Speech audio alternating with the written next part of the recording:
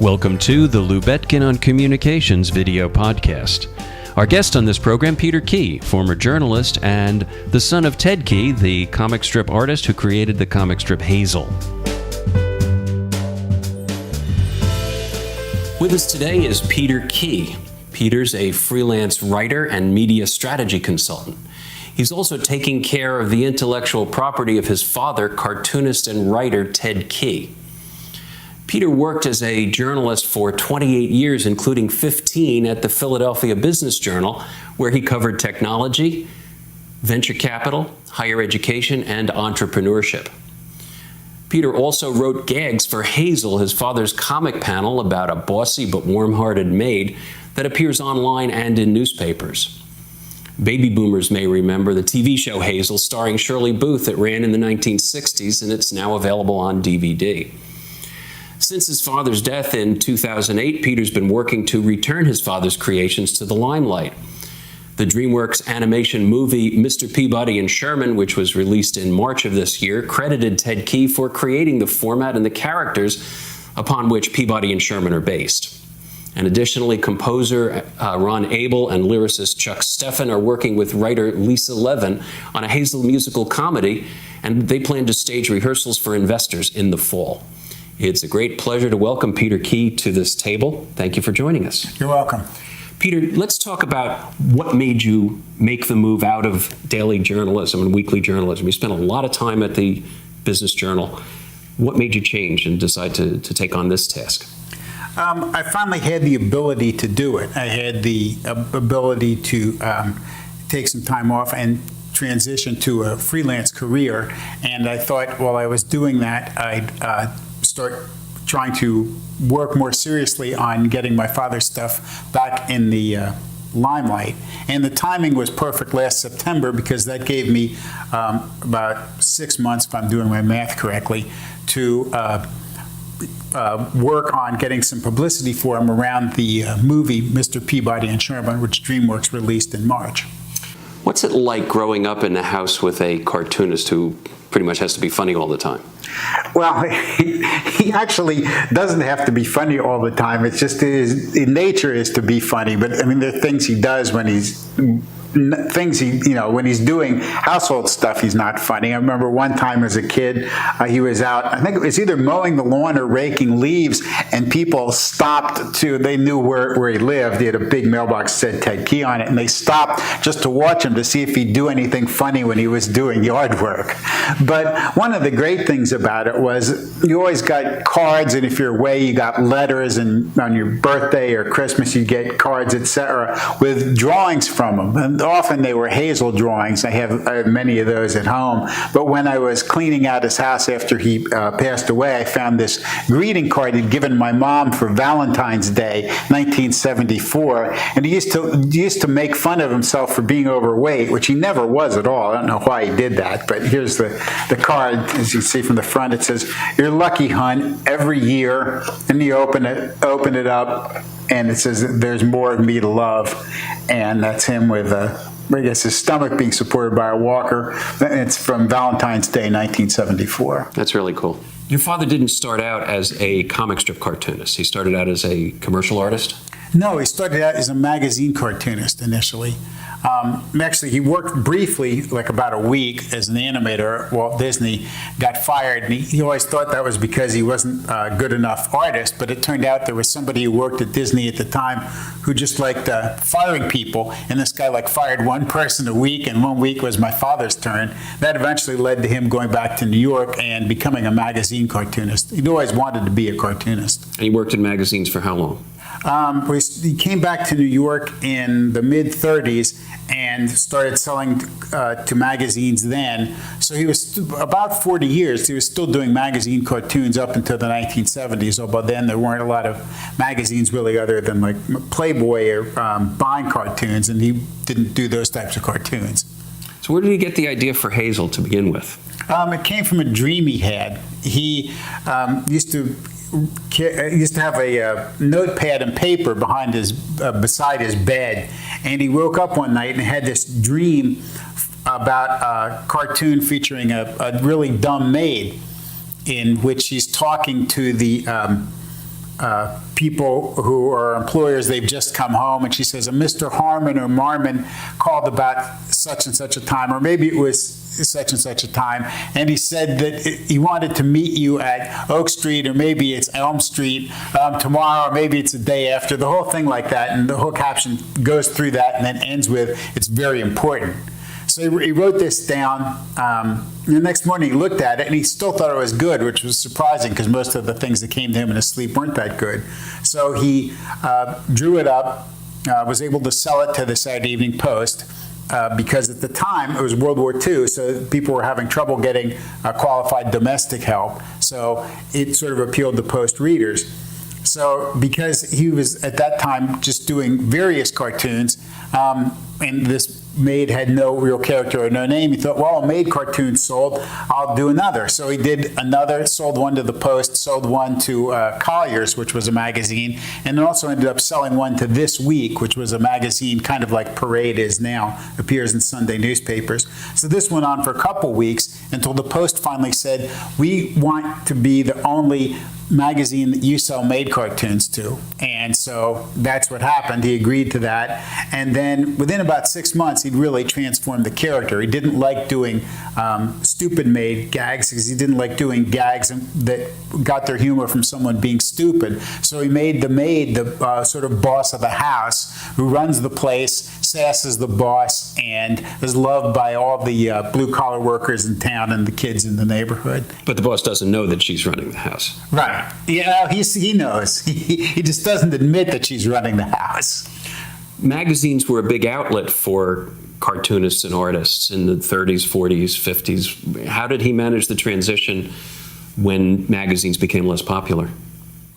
Well, Hazel was always popular through its entire run in the Post. And what happened was in 1969, the company, Curtis Publishing, went bankrupt, and he was able to negotiate a deal before it did that gave him the rights back to Hazel. And various syndicates were then interested in putting it in newspapers because it was still very popular. And he went with King Features, which started syndicating it that year and still syndicates it today, even though he stopped drawing it in 1993 and died in 2008. So is someone else writing it, or are they recycling old? They're recycling old ones. And when did you realize that his commercial property, his intellectual property, was going to be something that people today were going to find interesting, relevant, amusing? I always thought that it might be, and I thought that it was worth taking a shot at it. I know that he was always trying to do that, but by the time he died, he was 95, I think. So he wasn't in great shape to be able to do that. He was in good health about a year before he died. But even before that, when you get into your 90s, you tend to slow down. So he wasn't able to do a lot of pitching like he used to do. So I thought that because I owe, a lot of what I am and what I have done in my life to him, I thought I'd take the time to try to see if his stuff could find a new life. How is it different managing intellectual property from writing about intellectual property? You did a lot of that kind of reporting when you were at the Business Journal. Well, one of the major differences that the intellectual property I wrote about at the Business Journal was often developed by researchers at universities. So it was, the properties. It was intellectual property that could be used to, it was a way to make a type of nanomaterial. It could be used to make a specific type of drug particle or something like, or a drug that could be put into the bloodstream different ways, that type of thing. So it's really very different. I mean, the concept is sort of the same, that you have these assets that you're trying to monetize, but the difference between trying to start a tech company around IP and trying to sell entertainment IP is very large. What kind of challenges do you face dealing with the creative types in whether it's Hollywood or on Broadway? Well, the biggest challenge is the fact that my father would be 102 years old, and really Hazel is still being distributed to newspapers by King Features Syndicate and is available online through King Features Syndicate. But most people under 50 haven't heard of her. So there's an entire generation and a half that hasn't heard of my father's stuff, and agents tend to want to go with the hot properties. So someone who's not producing any more property, which my father isn't as far as I know, although if he is, that would be quite a story in and of itself, and property, someone who has property that is largely of another time, it's tough to convince people to take a look at it, let alone buy it. But the thing that's amazing to me is going through his old movie treatments, which I recently did. There were a couple of them that were really, really vital. There's some that still could be, I think, translated to the modern day. And in fact, I've had a couple of writers approached me about modernizing the movie that he wrote in the 1970s, The Cat from Outer Space. And the movie rights to that are still owned by Disney, but my father did a book. He had the rights to do a novel, so the estate owns the book rights. And the estate also owns the right to do a TV series about it. So we're hoping we can convince someone to do that. There's always an audience of younger people for the children's books. Your father wrote The Biggest Dog in the World. Yes, and that was made into a movie, Digby, the Biggest Dog in the World, which was made by Walter Shenson, who produced the Beatles movies. And his other two children's books were Phyllis, which was about a field sparrow that set up a nest in left field of Connie Mack Stadium in the late 1950s when the Phillies were on the road, and the groundskeeper brought in the fence around her to protect the nest, and the result was that left field became a 250-foot home run porch. And so the Phillies became a competitive team again. And then his first book was So Am I, which was about a horse who was simultaneously knock-kneed in one set of legs and bow-legged in the other. Now, the Sherman and Mr. Peabody movie that just came out in the past year. Yes. The characters didn't start out with those names. No, that came about, I think, through a mistake my uncle made. My uncle, Leonard Key, was a friend of Jay Ward and Alex Anderson. They all knew each other from, I think, junior high on in Berkeley, and went to junior high, high school, and college together there. And Jay and Alex created Crusader Rabbit, which was the first animated cartoon made especially for TV, or specifically for TV. Alex had been an animator. He was the nephew of Paul Terry of Terry Toon Studios. And they got that sort of syndicated. I don't know exactly how to describe it, but they had a sponsor for it so that it ran, it was only 4 minutes long, but it ran on children's TV shows, children's cartoon shows across the country. With the one sponsor, whoever the sponsor was. And eventually that they lost the rights to it, and Alex decided to go back into advertising, but he let Jay Ward try to pitch a couple other characters that he'd created, Rocky and Bullwinkle and Dudley Do-Right. So Jay Ward teamed up with Bill Scott, who was a writer and a voice man, and they were trying to get Rocky and Bullwinkle on TV under the same arrangement by which Jay and Alex had gotten Crusader Rabbit on TV. That is, they thought they were going to have somebody sponsor just the adventures of Rocky to be like a serialized cartoon that would appear on kids' shows across the nation for 5 minutes every day. And my uncle, who was then working in television, instead ended up getting them a deal for an entire half-hour show that General Mills sponsored. So when that happened, they needed more characters. So they turned to my father. My uncle asked my father if he could create something, and he came up with the idea of Johnny Daydream, a boy who travels through time with his dog, Beware the Dog, and they both traveled through time having by belts that they wore. Actually, Beware's was a collar, but so Johnny had a time travel belt, and Beware had a time travel collar. And the dog was always, Beware the Dog was a snooty, pompous dog, just as Mr. Peabody is a snooty, pompous dog. But what happened was, when Jay Ward and Bill Scott got the storyboard that my father did for it, they decided that it would be funnier if, rather than have a boy and his pet dog, they had a dog and a scientist and his adopted boy, so they switched it to Peabody and Sherman. I want to talk a little bit about the changing face of journalism. You spent a lot of years writing and reporting, and there's a lot of turmoil in that space these days, particularly in the Philadelphia market, the Inquirer and the Daily News going through all kinds of transitions. The Business Journal facing challenges, and we've seen the Gannett organization in the past couple of weeks spinning off or announcing the spin-off of its print publications into a separate company, and other companies are doing that too. What do you see as the outcome of all of this? I have no idea. If I did, I would become a journalism industry consultant. I really don't. I mean, it's obvious that print papers are going away. They may still exist as a niche product, but they're never going to regain the circulation they once had. I'm not even sure they'll retain the circulation that they have now.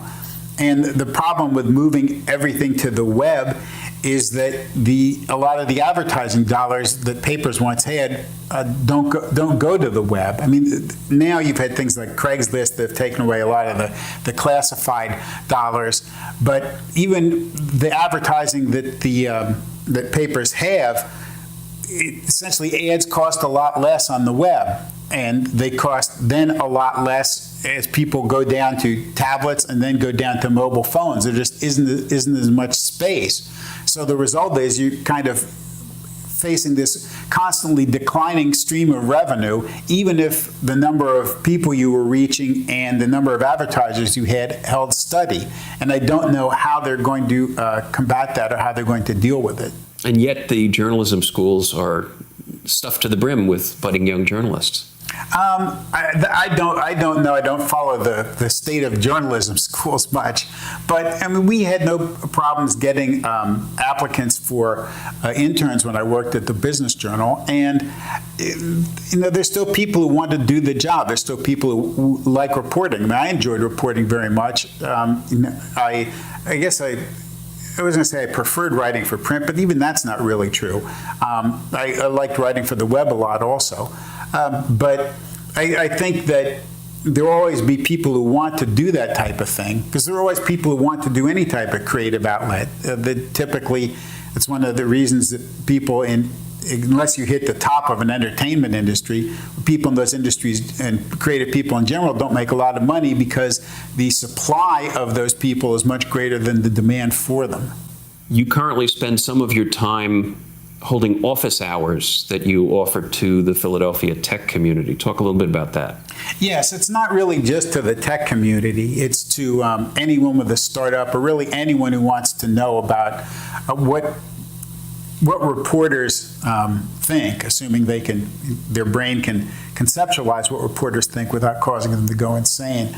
But what I try to do is give them a reporter's perspective on things, and we talk about their company and talk about what it's doing or their venture, if they're going to start one, or what they're working for or whatever, how far along they are, what they want to do, what type of publicity they want to get. I do this through the Corso Center for the Creative Economy, which is part of the University of the Arts, and I do it once a month, the third Wednesday of each month from 6 to 8. And I've been working with the Corso Center in a pilot program this summer, sort of an accelerator. They've been working with some people in more artistically slanted businesses about getting their businesses off the ground. So I've been talking to some of the students in there. They're not all students. Some have just graduated, and one has graduated like 10 years ago. And what's the most important piece of advice you give to startup companies about dealing with the news media? I think the most important piece of advice actually is to always be aware of what you want to get publicity for.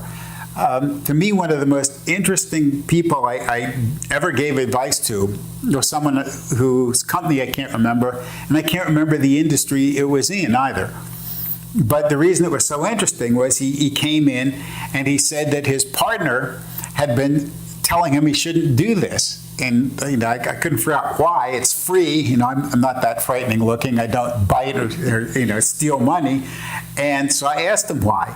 And it turned out that the business they're in is a very niche business with a couple of trade magazines or trade magazines / websites or whatever that cover it.